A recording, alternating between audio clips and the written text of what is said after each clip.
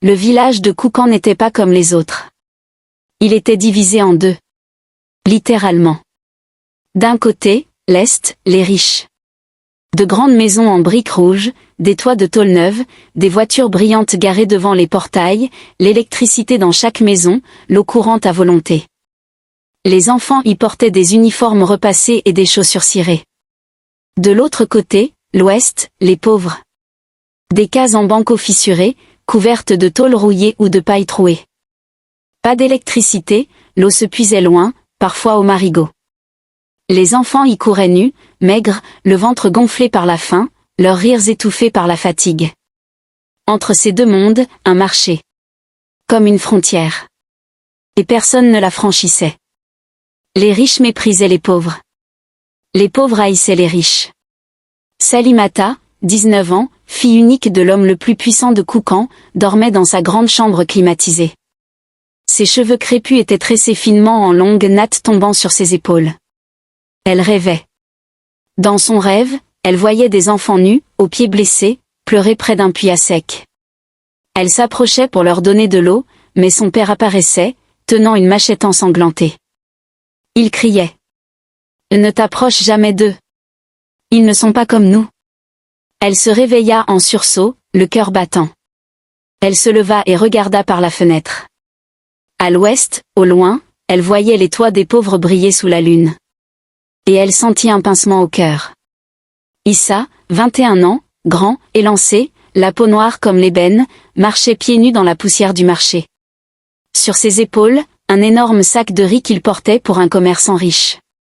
Il transpirait, chaque pas lui brûlait les pieds. Mais il continuait. Il pensait à sa mère malade, allongée sur la natte, toussant jour et nuit, et à ses deux petits frères affamés. Il posa le sac et reçut 2 petites pièces. Il les regarda dans sa main, soupira, et continua son chemin. Salimata marchait dans le marché ce jour-là. Elle portait un grand boubou blanc brodé d'or, ses sandales en cuir brillaient sous le soleil. Elle tenait son cahier de poèmes contre elle, écrivant en marchant. Elle ne vit pas la pierre devant elle. Elle trébucha, son cahier tomba dans la poussière. Avant même qu'elle ne se baisse, une main noire et calleuse le ramassa. Elle leva les yeux. C'était Issa. Leurs regards se croisèrent. Le sien était dur, méfiant. Le sien à elle, doux et surpris. Il lut rapidement la page ouverte avant de la refermer et de lui tendre. « Vous écrivez sur nous ?» Elle rougit. « Sur vous ?» Il montra la page. Elle y avait écrit « Les enfants au ventre gonflé, les mères sans larmes, les hommes sans futur. Leur douleur est un océan que je rêve de vider. » Elle reprit son cahier, tremblante. Elle bredouilla un merci et partit. Mais, ce jour-là, son cœur s'accrocha au sien. La nuit, après avoir été giflée par son père, Salimata s'enfuit en courant jusqu'au grand manguier derrière leur maison. Elle s'agenouilla dans la poussière, levant les mains vers le ciel. « Seigneur, pourquoi m'as-tu fait naître riche, si c'est pour vivre entouré d'injustice ? Donne-moi la force, ou arrache-moi la vie. » Des larmes silencieuses coulaient sur ses joues. Mais derrière elle, sa nourrice, une vieille femme au visage ridé, l'observait, le cœur serré. Elle connaissait déjà la fin de cette histoire. Dans le quartier riche, on commença à murmurer. La fille du grand chef parle aux pauvres. Elle est folle. Elle va salir notre nom. Son père l'appela un soir. Salimata, qu'est-ce que j'entends? Tu traînes au marché? Tu parles à ces chiens? Elle baissa la tête. Père, ce ne sont pas des chiens. Ce sont des humains. Slap. La gifle résonna comme un coup de tonnerre. Elle tomba au sol, le sang coulant de sa lèvre. Je ne veux plus jamais entendre ça. Jamais. Elle resta au sol, tremblante, mais son cœur, lui, était plus fort que jamais. La nuit, Issa s'agenouillait près de sa mère. Elle toussait sans cesse, ses yeux enfoncés, sa peau collée à ses os. Elle posa sa main sur son visage. Issa, mon fils, reste loin des problèmes. Ne t'approche jamais des riches. Ils sont comme le feu. Ils brûlent tout ce qu'ils touchent. Il serra sa main et pleura en silence. Issa rentra chez lui ce soir-là et trouva son petit frère Kadri, 10 ans, assis près de leur mère endormie. Il tenait un vieux morceau de pain dans ses mains sales et le regardait fixement.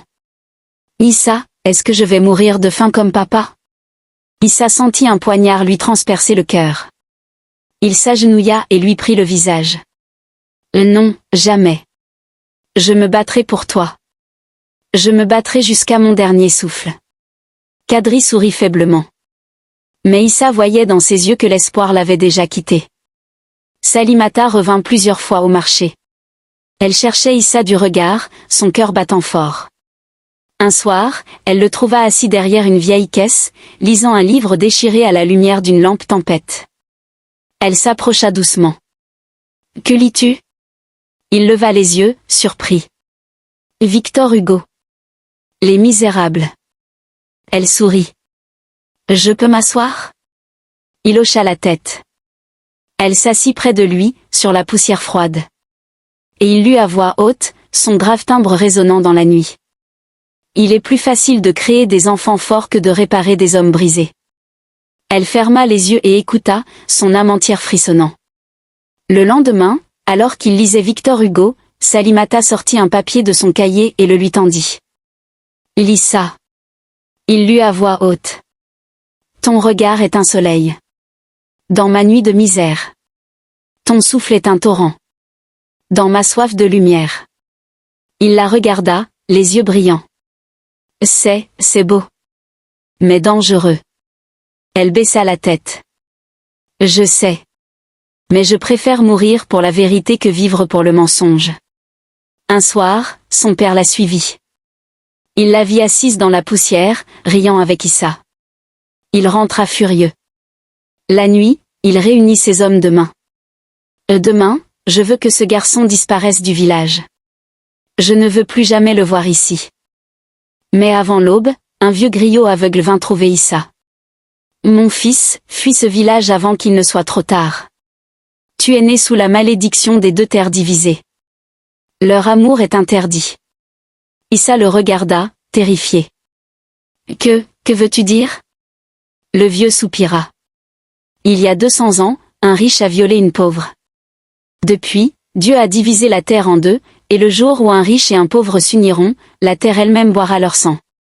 Le lendemain, quand les hommes du père d'El vinrent pour tuer Issa, les pauvres se soulevèrent. Ils prirent des bâtons, des pierres, des machettes rouillées.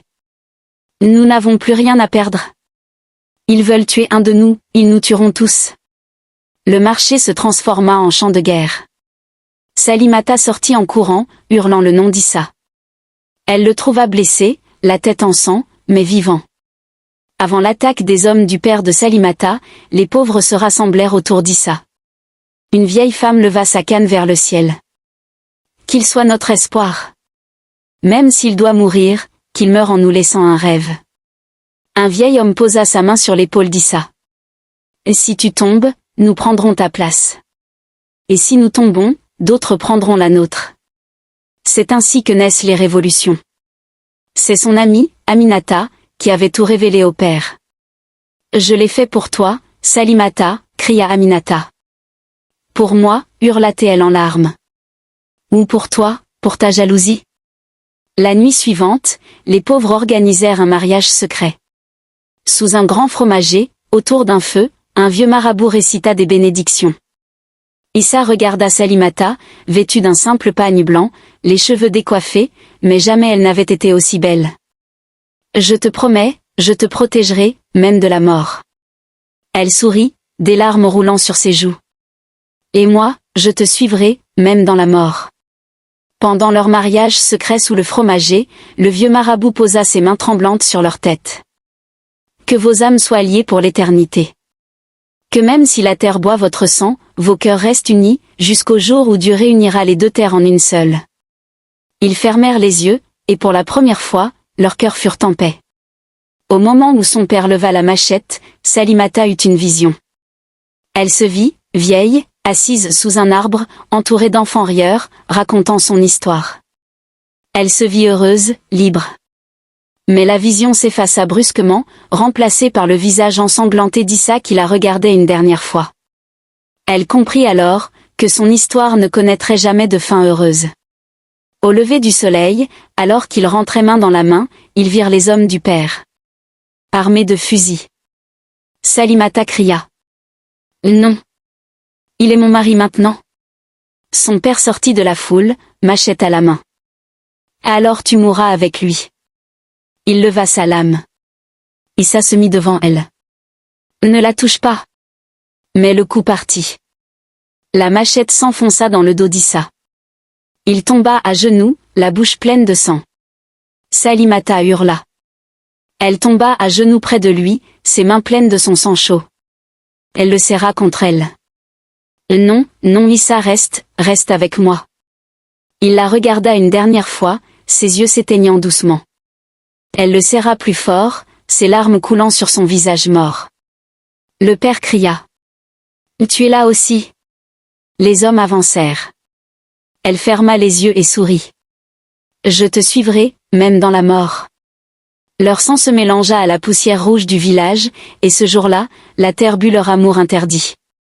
Depuis, on dit que sous le fromager, les nuits de pleine lune, on entend deux voix murmurer des poèmes d'amour et de douleur.